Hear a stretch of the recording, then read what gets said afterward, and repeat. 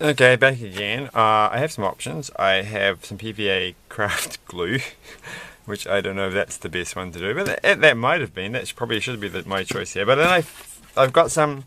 I did finally get a UV light, a couple of UV lights, but they're like from little kid sets, like little code sets and things. You know, children's games things.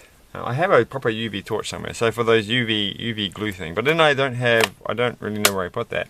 And it smells bad, so we're going to try this H2 contact. I don't know if this is very good glue, but it's got a gorilla on the front, so that should be something. I found like 4 packets of these on the road, so it's about time that I use them, and I've completely forgotten about them. And if I open them up, does it give you like a good hint? Product has limitations. No, I don't want it to have limitations. The solvents must be allowed to evaporate. Well, how would it not be allowed to evaporate? Oh, I guess, well, I don't know. Let's go. We're going to open this up. Anything else? Hazardous, highly flammable, liquid and vapor, harmful if swallowed, causes skin irritations, causes eye irritations, suspected of causing damage to the fertility of the unborn child. I don't know what that means. Well, it says causing damage to fertility. Oh, that makes sense, yes. May cause damage to organs through inhalation.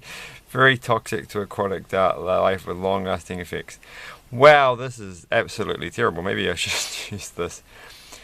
That's not really encouraging. Well, what we've got to do, I'm going to open the window up after I've done this, is just put it a little bit around there. We should probably take the glue out from beforehand. This is all electronics. It's fun. I don't know what to do here. Should I ever use this glue again? I should have stuck with that UV stuff, but that stinks real bad, so I'm sure that's causing infertility and such like. Alright, here we go. Please don't smell. Oh, no. Oh, not my fingers. No. I should be wearing gloves. I don't have gloves nearby. I thought I did. Oh, this is just going all wrong. It just smells like the kind of glue you use to aeroplanes. You know, little model airplanes? This is what I'm going to use this for, that little model airplane I'm doing on my other channel.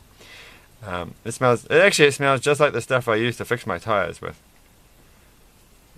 This is probably not the best way of doing it. I probably should have taken it out. So don't want to get it on the middle part, which I probably have done. And now I have to find something. Give me a second.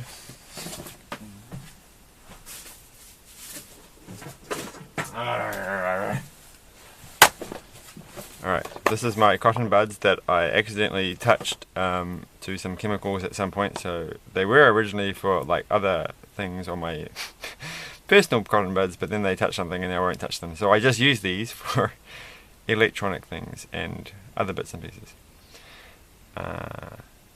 If that makes any sense, it probably doesn't. Why should I even tell you that? I'm just saying these are the cotton buds that I specifically got for this kind of stuff.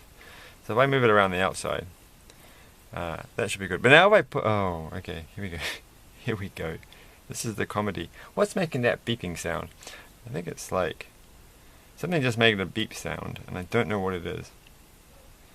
I don't want to really touch the edges, because if I do that...